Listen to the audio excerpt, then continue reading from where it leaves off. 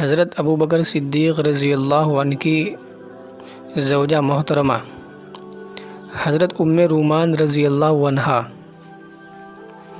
ये अपना वाक़या बयान करती हैं कि मैं नमाज़ पढ़ रही थी और नमाज़ पढ़ते हुए मैं हिल भी रही थी कि अचानक इस हालत में हज़रत अबू बकर ने मुझे देख लिया। तो मुझे हिलते हुए जब आपने देखा कि नमाज़ भी पढ़ रही है और हिल भी रही है, तो मुझे इतनी ज़ोर से डांटा, इतनी ज़ोर से मुझे धमकी दी, मैं इतनी डर गई कि मुझे लगता था कि मैं नमाज़ ही अपनी तोड़ दूँगी इस खौफ की वजह से।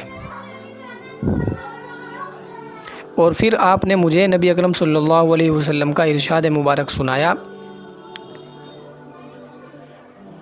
कि तुम नमाज में यहूदियों की तरह मत हिलो,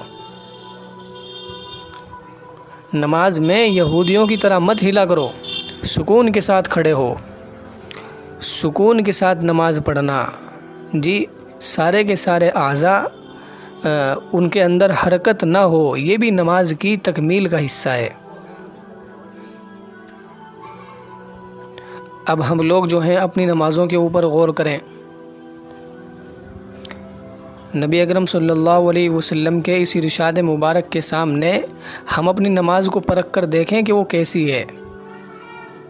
कितने ही लोग हम में से ऐसे हैं कि उनकी नमाज़ों का हाल ये है कि नमाज भी पढ़ रहे हैं और साहब जो है उन अपने हाथों की उंगलियां भी मटका रहे हैं। वो अत्तहियात में बैठा हुआ है और उंगलियां उसकी चटक रही है, कभी मोड़ मोड़ के चटखाता है, उनको यूँ करता है। क़याम की हालत में है तो पैरों की उंगलियां चटखा रहा है खड़ा खड़ा, कभी इस पैर पे ज़ोर दे रहा है, कभी इस पैर पे ज़ोर दे रहा है, कभी खुजला रहा है, कभी यहाँ खुजलाता है, कभी यहाँ खुजलाता है, बार बार हाथ को अपने चेहरे पे फेर रहा है, मुंह साफ़ कर रहा है, पता नहीं क्या लगा हुआ है चेहरे पे, कपड़े पे चुटकी मार रहा है, उसके कोनों को सीधा कर रहा है बार बार।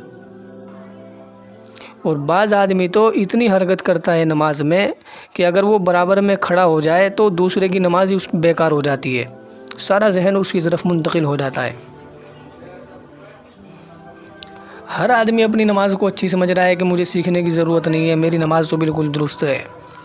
भाई दुरुस्त है या नहीं, खामी कहाँ है, ये पता कब चलेगा?